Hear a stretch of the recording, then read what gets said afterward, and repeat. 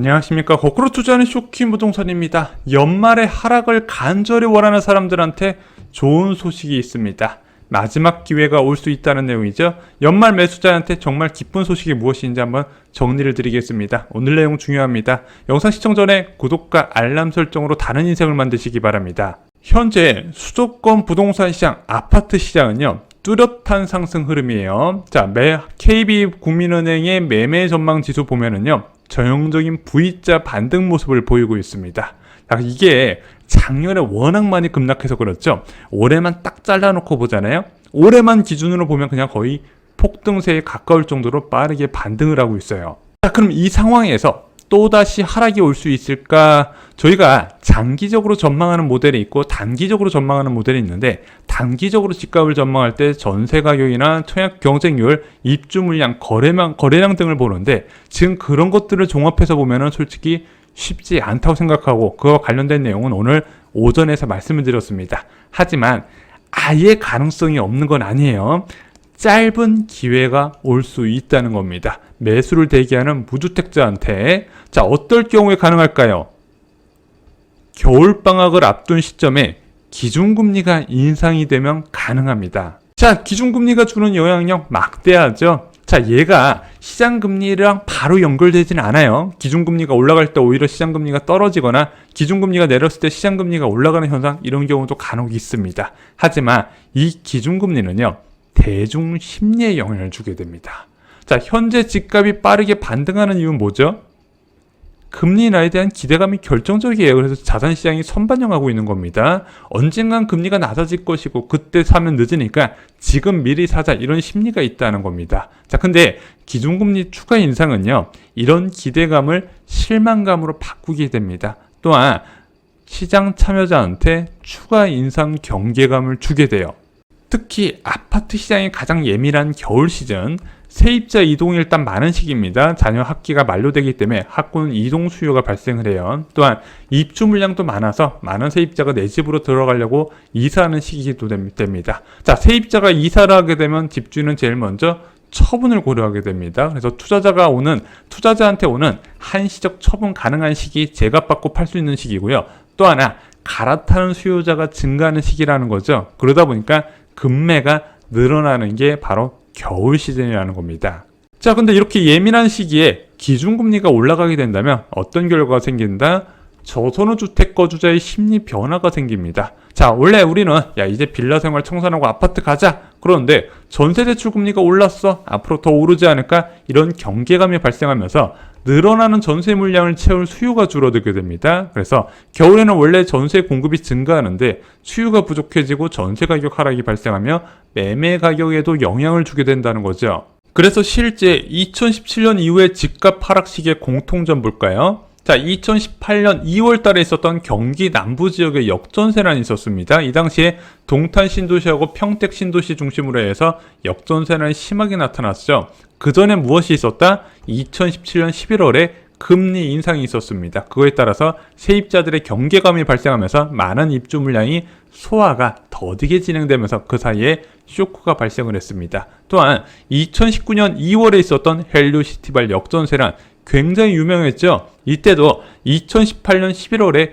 금리 인상이 이런 전세 수요자의 심리 변화에 영향을 준 결과물이었습니다. 그리고 최근에 2023년 올해 2월 달에 있었던 굉장히 심각한 역전세난이 있었죠. 이것도 2022년 11월 그리고 올해 1월 금리 인상 결과물이라고 저는 생각을 합니다. 그래서 매월 11월에 인상되는 금리는 꼭 부동산 시장에 영향을 주기 때문에 체크를 해야 돼요. 과연 올해 11월 금리 인상이 가능할까요? 딱 두 가지만 보시면 됩니다. 물가하고요, 가계부채예요. 원래 통화정책을 볼 땐 물가하고 경제 성장률을 봤어야 되는데 지금은 성장률보다 가계부채가 우선시되고 있습니다.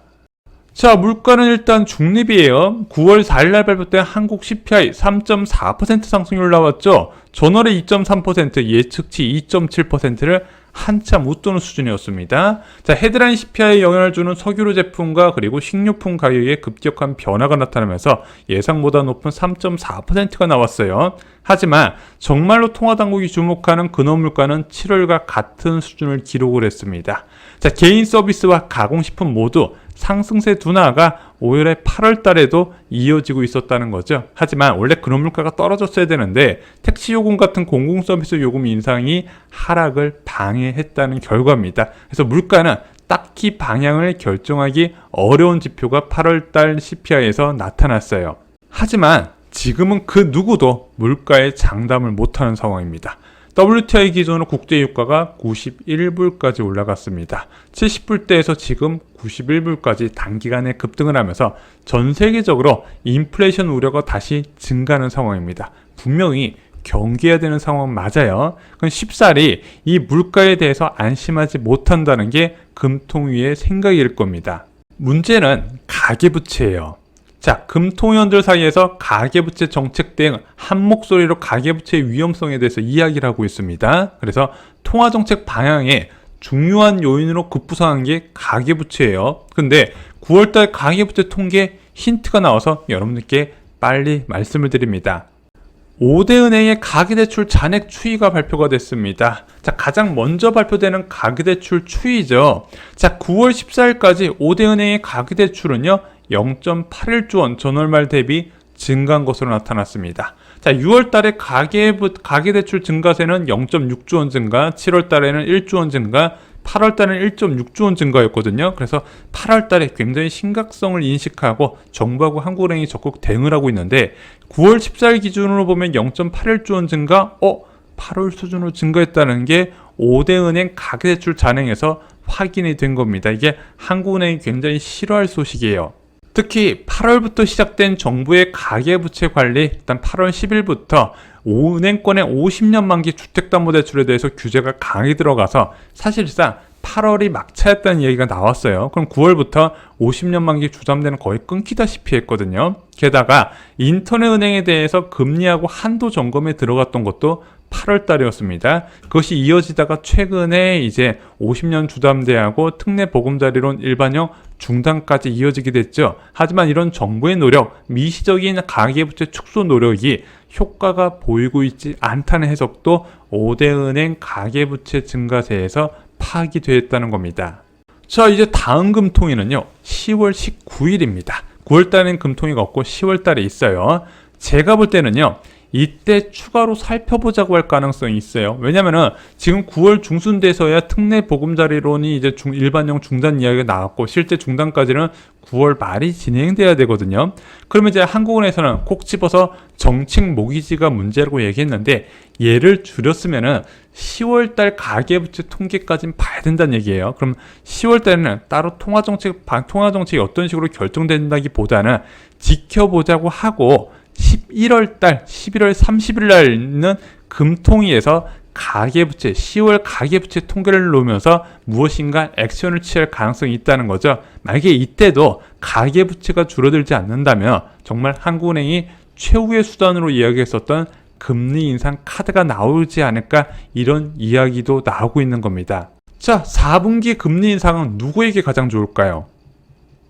연말 전세 만기를 기다리는 무주택자한테 가장 좋습니다. 솔직히 이분들의 쇼킹부동산 가족분들 중에서 가장 많은 비중을 차지하는데 이분들이 정말 마음고생도 심하게 했거든요. 왜냐면 집값이 너무 빨리 반등하면서 이게 잡아보지도 못하고 기회가 떠나버렸어요. 그러니까 솔직히 무주택자 입장에서는 만기 시점에 살 수밖에 없는 한계적 구조가 있는데 만기 시점에 어떤 기회가 왔냐가 정말로 중요하잖아요. 근데 만기 시점에 기회가 안 왔는데 만기 시점에 기회가 올 것 같다. 조금 더 유리한 환경이 조성될 수 있다는 거죠.